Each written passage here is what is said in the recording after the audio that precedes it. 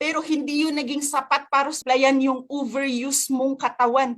Yung sobrang hirap na hirap ka sa work, hindi yun sapat. Kulang ka sa tulog, kulang ka sa nutrients, kulang ka sa pagkain, kulang ka lahat sa pahinga. No, wala ka pang vitamins nung time na yon. So, ang nangyari,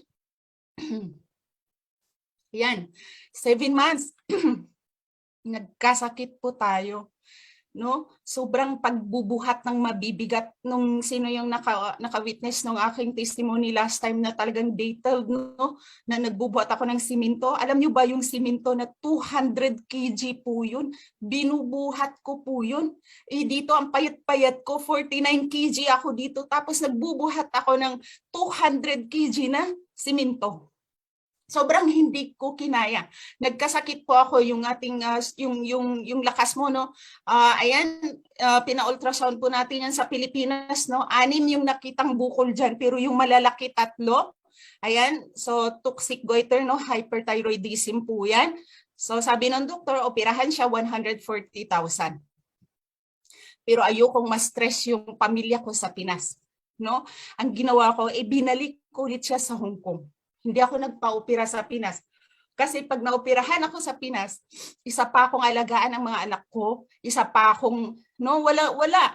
Gastos lahat, walang papasok na pira. Kaya ang ginagawa ko, ibinalik ko ulit sa Hong Kong. Bahala na kung anong mangyari. Kasi sa Hong Kong, meron kaming insurance. Ano po yun? Ultimatum po yun sa lahat na merong contract sa Hong Kong.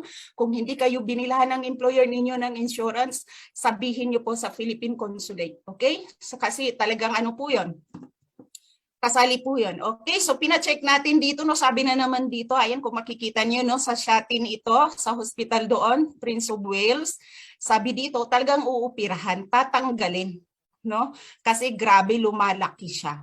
No, kung makikita niyo diyan, hihiya ako, bagsak na yung aking katawan, bagsak na, wala na akong confidence, no. So talagang as in hinang-hina na ako, payat na ako. Sobrang hirap. Ang kontrata ko meron pa akong 1 year mahigit, no, na ilalaban sa aking boss. Pero hindi ako nag-resign.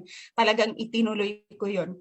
So ayan, sabi ng doktor, operahan ako after 5 months. Kasi August 2018 ito, no? And then nakaschedule ako ng January 2019. So yung mga months na yun, no, na pag-aantay ko, gaya nga ni Maritone, ayan, no, nag-research siya. Ako din naman nag-research, pero takot akong mag-take.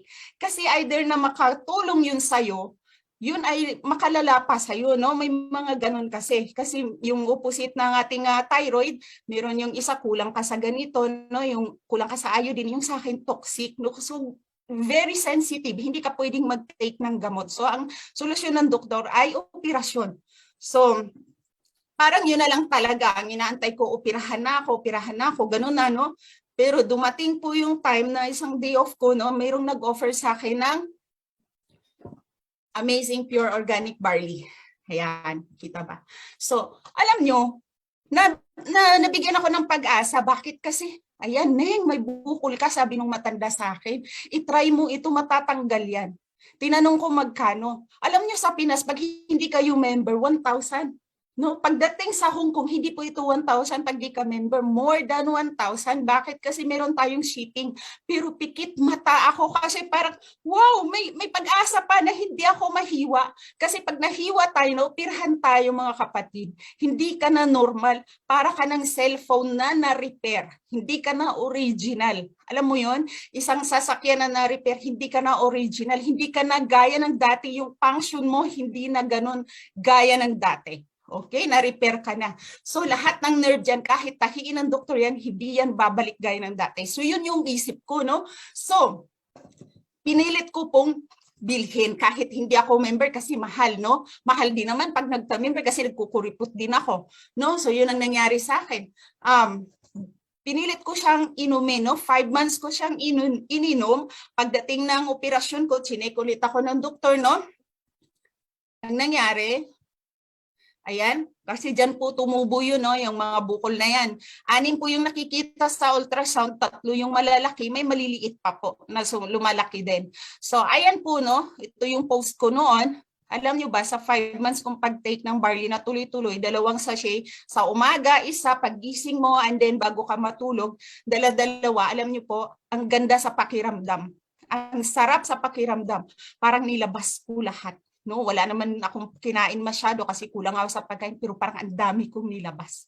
No, sorry sa mga kumakain. So yun po yung naging effect sa akin ng barley. Bakit yung toxic mo, nililinis na po ng barley kasi yun ang trabaho ng barley sa ating katawan, no?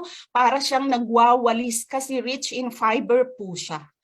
Okay, so ayan, 5 months, no? Pagbalik ko sa hospital, chinek ulit ako ng dugo, in-ultrasound ako. Alam niyo po ba mga kapatid, wala na yung bukol.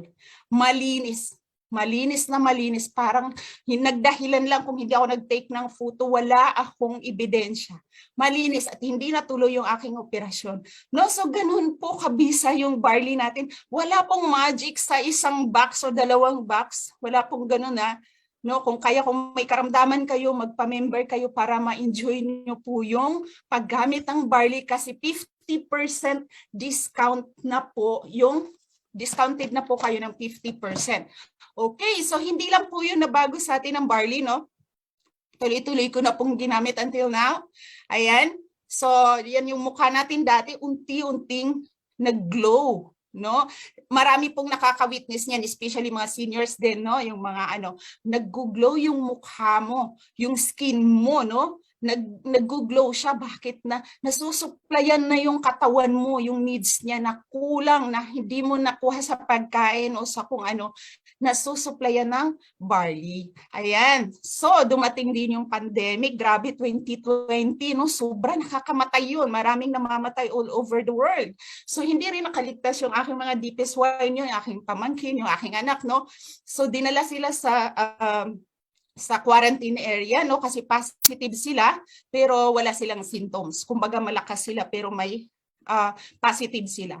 So sabi ko, member na tayo ng barley noon, sige, inumin nyo ng inumin. Wala akong takot kasi ako mismo, meron na akong testimony sa barley na talagang napakabisa.